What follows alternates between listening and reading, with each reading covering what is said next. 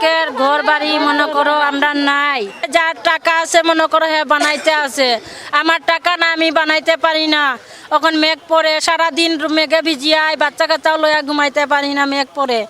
এখন এটাই তো চাই যে মনে করো আমরা বাগানে আছি, মনে করো আমরা নিজের মতন থাকবার চাই, হইলে থাকতে তো আর পারলাম না।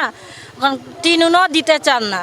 এখন এমন কি যে আপনার বাগানের বেতনও 2 সপ্তাহ তনে দেওয়া হন না, রেশন নাই, কোনো বেমার হইলে কোনো চিকিৎসা নাই, একটা ট্যাবলেট দিয়া সারা সপ্তাহ কয় যে এটা নিয়ে তোমরা ভালো হয়ে যাবা।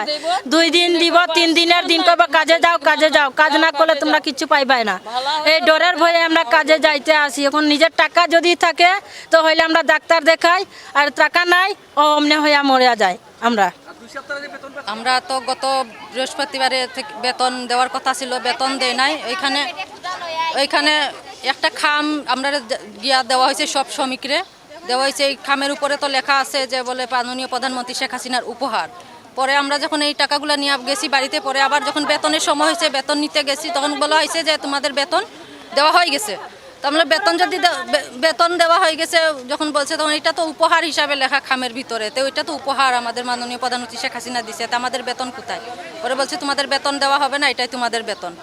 এরপরে রেশন বলছিল যে 6 মাস গম দিবে, 6 মাস চাউল, কিন্তু বছরের 12টা মাসেই আমাদের গম দেওয়া হয়। আজকেও বেতন দেওয়ার কথা ম্যানেজার সাহেব ডেকে আমাদের বলছে যে আমাদের বেতন দিতে পারবে না, এর জন্য আমরা এখানে আসছি। সারা বছর এরিয়ার টাকা যেটা 1500 টাকা করে দিছে, 9000 টাকা করে নাকি আসে, তো 1500 টাকা করে দিছে, বাকি এই টাকাগুলো দেয় না।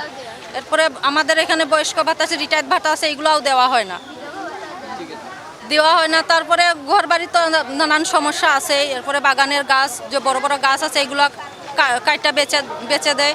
তারপরে ঘর বাড়ি ঠিক মতো, যার ঘর ভাঙ্গা যেটা ঠিক করার মতো যার সামর্থ্য না, এটাও বাগান থেকে ঠিক করে দিতে পারে না। যেও কয়টা দেয়, একজন পাইলে আরেকজন পায় না, এরকম আর কি সমস্যা। আমার বাবা মুক্তিযোদ্ধার সময় মারা গেছে, আমার ভাই মারা গেছে, আমি এখনো পর্যন্ত কিছু পাই না।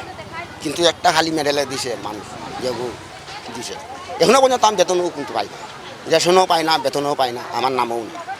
এই যে আমার বাবাও তো জায়গা জমিন ফেলাইয়া গেছে, হ্যাঁ বহুত জায়গা ফেলাইয়া গেছে, 30 কি আর 35 কি আর জায়গা জমিন আমার দাদু ফেলাই গেছে, আমার বাবা ফেলাই গেছে, আমার ভাই ফেলাই গেছে।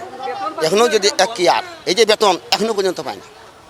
মুক্তিযোদ্ধা বেতনে তো একটা আসে, কিন্তু সব এটা মানে এখনও পর্যন্ত আমি পাই না।